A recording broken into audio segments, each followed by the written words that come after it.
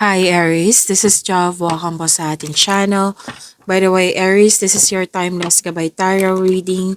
Gamitin ang reading na ito bilang gabay lamang. Tandaan Aries, ito po ay general reading.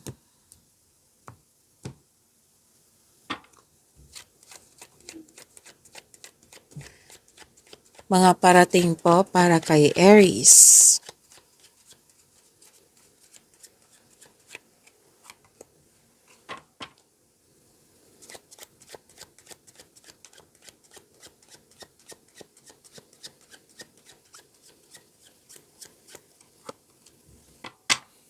Ay wow, Aries, ang ganda naman ito. You are about to be surprised. May sorpresa. At sabi din dito na may findings. Oo. Findings, may nakita rin akong recognition po dito. At nagbigay ng compliment, na-recognize ka. Yan. Tapos, this is prosperity. Prosperity is yours. Claim po, Aries. Luck, L-U-C-K. Raise in pay. Wow. Increase in finances. May nanalo din po, Aries. May nakita kong nanalo dito. May na-achieve. Yan. This is unexpected success. So, claim po. May nakita ko dito, nagkaroon ka ng minimal effort na ang ending nito, great outcome pala. So, hindi mo ito inaasahan. Na-surprise po kayo. Pwede din nahihirapan ka, nabibigatan ka, or masyadong hassle tong gawain na ito. Pero ang ending, it will turn out to great. Pwede din po nag-alala ka sa isang bagay, sa sitwasyon, condition. Pero ang ending nito, makakatanggap ka ng magandang balita.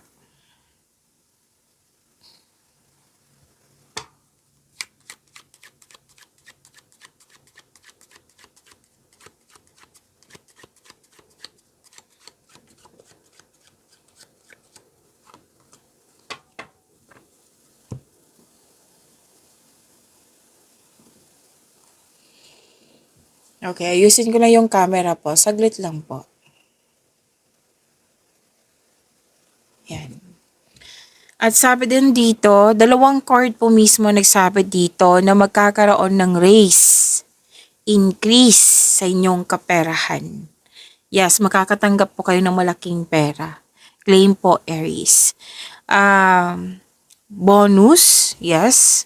So, yung panalo ha, yung winning, nakikita ko dito sa dalawang card. Pwede din po na you're receiving a refund check. May refund po dito eh. And pwedeng may gustong bilhin or di kaya'y may bumili kaya ka nagkaroon ng malaking pera. So, claim po, Aries. So, security, stability, fulfillment sa pangarap, ang ganda. Dalawang card na mismo nagsabi niyan ha. Claim niyo po, deserve niyo po ito, Aries.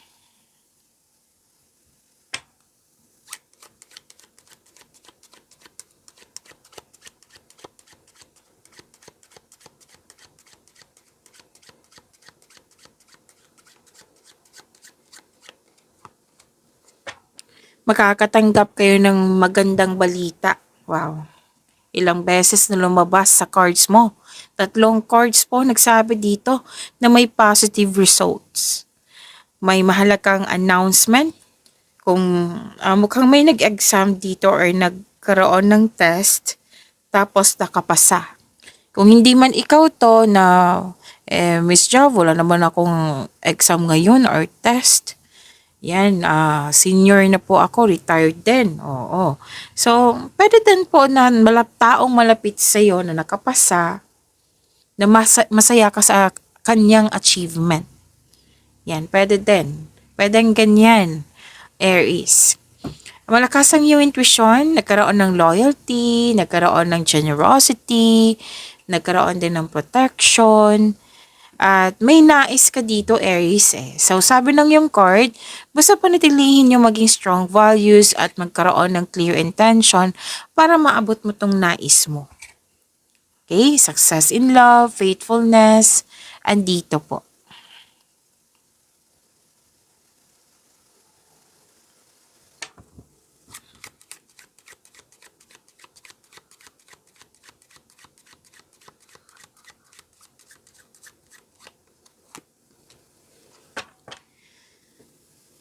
Okay, may malaking influence po ang isang young unmarried woman. Pwedeng ito yung kaya nga malaking influence, pwedeng ito yung kausap mo, pwede ito yung ah pwedeng okay. Malapit sa iyo, pwedeng sister, daughter, a friend. May nakita rin akong blind date po dito.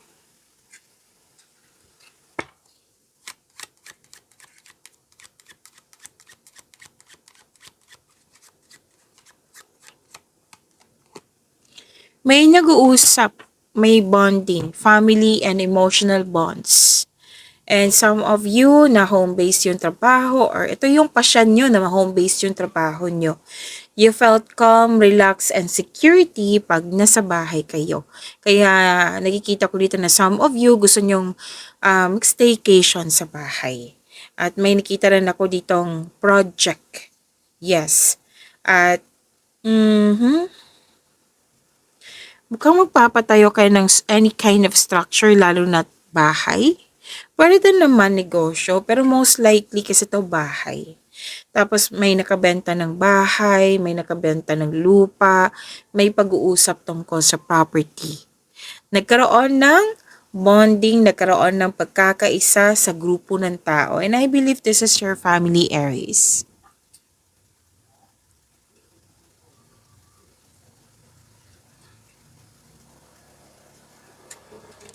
Okay, so mag-ingat lang po, Aries, kasi may nakita akong abusado, like enemy. May nalaman kayong sekreto kasi sinabi kanina, 'di ba, na malakas ang yung intuition. At nakikita ko dito yung enemy is kontra talaga, like kontra siya sa inyong desisyon, ideas or plano. Magkaiba yung ugali nyo, hindi like na-realize mo dito na hindi talaga kami magkakasundo nito. So competitor, rivalry, enemy, na wag nyo hayaan na maapektuhan kayo.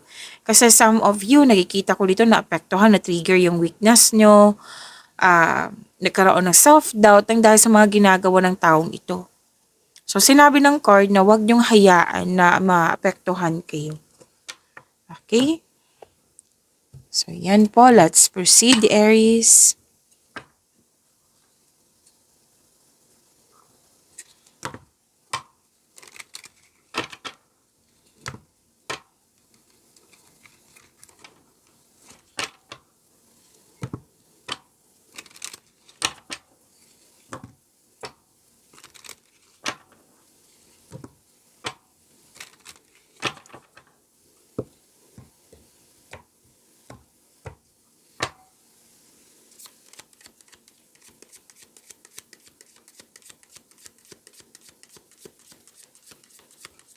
Energy.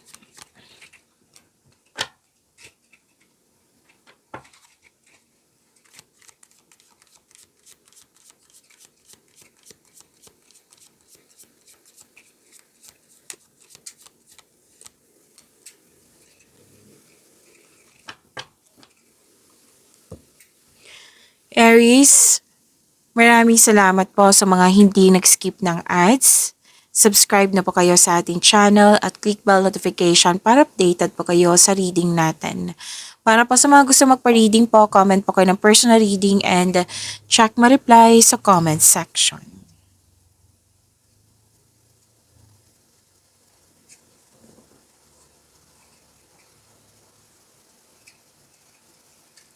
Okay, Aries, energy niyo po. May nakita ko ditong pwedeng partnership ito at nagkaroon ng balanse. May namuong romance ha. Pwedeng pumasok kayo sa relasyon or pwede din may ligawan na. At may nakita rin akong energy dito na nagkagustuhan, may nagustuhan kayo. Or may nanligaw na sa'yo. Pero nakikita ko dito na pwedeng mabilis ang pagpasok ng relasyon. Na, oo, kasi this is destiny eh. Destiny card po ito. Na naka-destiny to sa'yo na mangyayari talaga. Oh, so malaking good news din to sa mga single po. Syempre sinabi destiny, 'di ba? Nakatadhana talaga 'yan sa iyo. And kung regarding sa relasyon, nakikita ko dito masaya, mahal na mahal niyo ang isa't isa, very supportive kayo sa mga ginagawa o plano niyo sa buhay.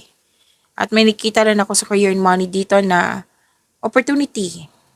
May job opportunity, may business partnership, kasosyo, or di kaya very supportive lang tong taong ito. Oo. Sabi ng card, kung ano man tong klaseng opportunity na ito, tanggapin niyo po kasi magkakaroon siya ng financial growth.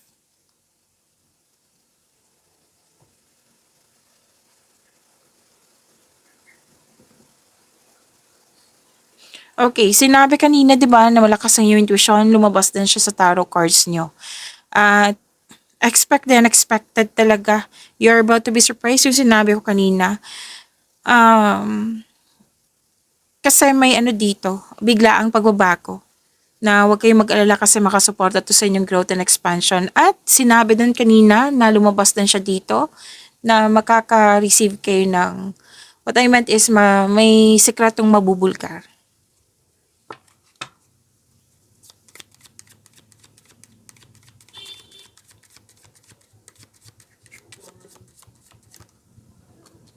Career and money po ni Aries.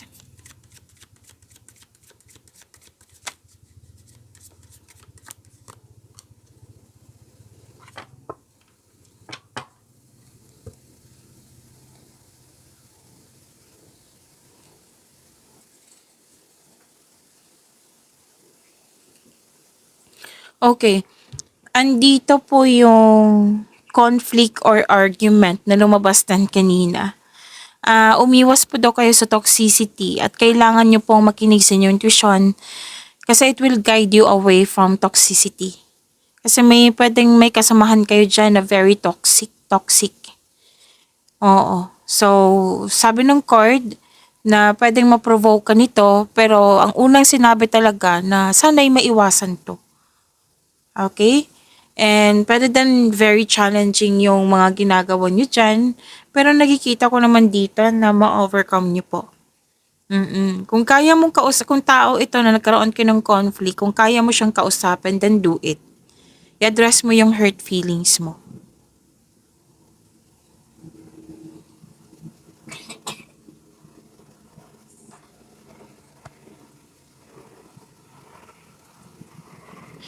So, may relationship. May ano dito, may leadership role na binigay sa iyo or para din leader na kayo dyan na nakikita nilang magaling ka na leader. So, nakikita ko naman dito na stable ka sa napiling career mo at financial stability. So, claim nyo po. Financial stability.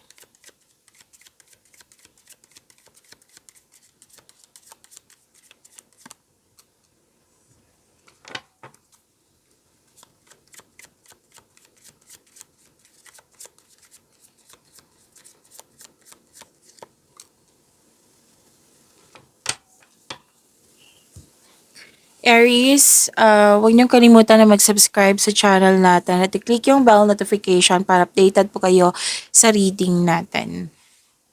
At huwag niyong kalimutan na panoorin niyo po yung weekly Kabay Tarot reading niyo at yung second half of March. Yes, andito lang po sa channel natin. Hanapin niyo po.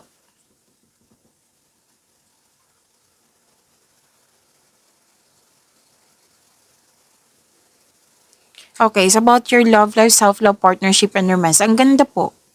Kasi you're very happy. Dalawang card na mismo nagsabi niyan. Anong tawag dito? Magkakatanggap ka ng news na may buntis or wedding. May nagkaroon kayo ng happy bonding ng iyong partner, ng iyong family. At may nakita din ako ditong mag-beach outing or camp outing. Basta may body of water po dito to escape everyday pressures. So this is improvement din sa health. Like kung bad mood ka the other day or last week, ngayon may improvement na dito. Naka-recover ka na sa illness, sa bigat ng nararamdaman. Yes, ito ay magandang kalusugan kasi kaligayahan at kaya-ayang pakiramdam. At andito din po yung reunion. Opo. So, you're feeling healthier inside and out. Na-overcome mo na yung nararamdaman mong sadness or illness.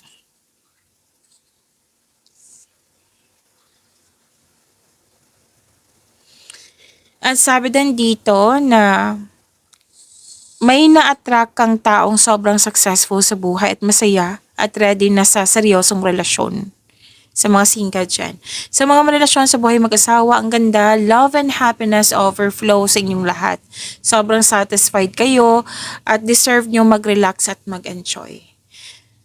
Okay?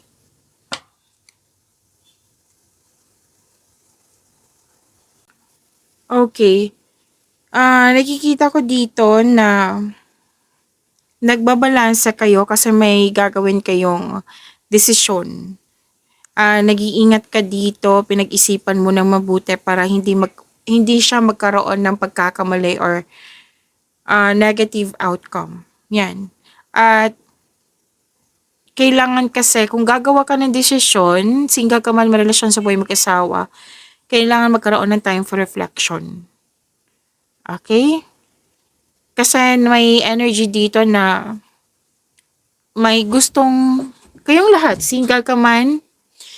Again, lahat kasi kayo, single ka man marelasyon sa buhay mag-asawa, gusto nyo magkaroon ng growth, gusto nyo mag-level up. Nag-iisip dito like, kung ano ba ang dapat gawin. Yan, may malalim ang iniisip, kumbaga. So, kailangan po ng time for reflection, sabi ng iyong card dito. Pag-imanin niyo po yung blessings na binigay sa inyo. Aries, see you tomorrow. Maraming salamat.